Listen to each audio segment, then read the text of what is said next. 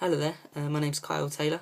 I spoke to Kerry on the phone earlier and she's asked me to do this little video interview about my experiences in the hospitality trade and some of the tricks of the trade that I've seen over the time that I've worked. So here goes. Yeah, as I said, I'm Kyle Taylor. I'm 22, I'm from Essex. I live about 45 minutes away from London, so it's quite easy to get to. Yeah, I worked in a cafe for about 7 years on and off. And I worked as a waiter and also in the kitchen for quite a bit. There was quite a few little tricks that we used. One of them, probably the biggest one, was that the actual kitchen was situated within the restaurant, so they could see it. The bit where we served, so like the hot plate and stuff, was visible. So the people would come in, the customers would come in, they'd see it, they could see it. It kind of gave. It was two reasons. One, it showed that the food was fresh, that we weren't hiding anything. And also the smell helped, because obviously the smell gets into the restaurant and people think, oh, that's quite nice, I'll have some of that, which worked quite a lot of the time. Yeah, there was one of the tricks was what we were talking about, was the specials board. And every day, because it was a cafe, we'd have the normal stuff like sandwiches and paninis and stuff like that, but we'd also have a main meal, which was a hot cooked main meal. And most of the time it was kind of the stuff that was not off or anything, but it was kind of going out of date and stuff like that. So we'd cook something like a massive lasagna, and we put it out and we'd sell that throughout the day, and it was quite popular through every day, and it was quite nice to have that option of having a nice hot meal. What else is there? Currently I'm obviously work as an actor, but I also work in a bar, and it's also a restaurant, and it serves carvery and stuff. So I would do a bit of both. I do carvery. I do bar. I do waitering. I don't actually work in the kitchen, but I've obviously worked quite a lot within the kitchens and stuff like that. There was quite a few stories over the last year or so that I've worked there.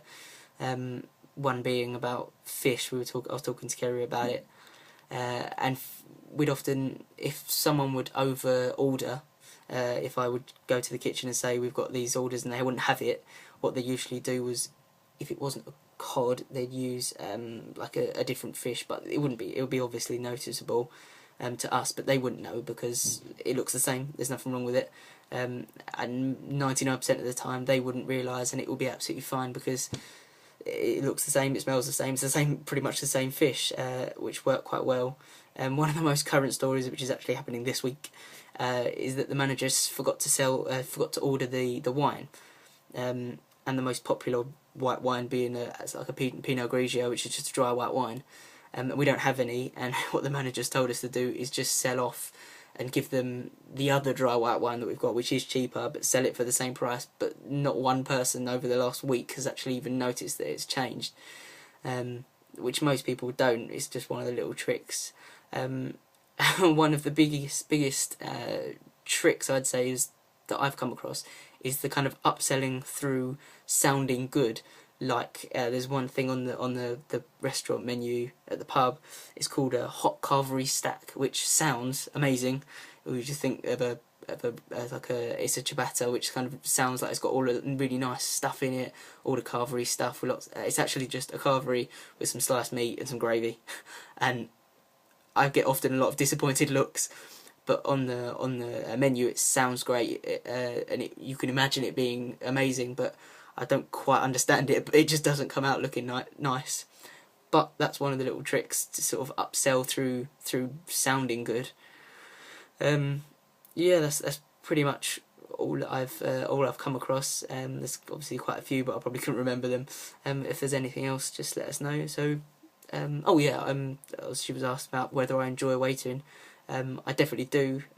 It's one of the few honest trades, I would say. It's hard work. I'm obviously an actor, so I'm a people person. I like chatting to people. You get to know people. Obviously, quite a few regulars come in, so you get to know what they're like and what they like. Yeah, it's an enjoyable thing, talking to people, working with the similar-minded people. So yeah, it's a good, honest, likeable trade. So yeah, that's pretty much it. So if there's anything else you need to know, let us know. Thanks.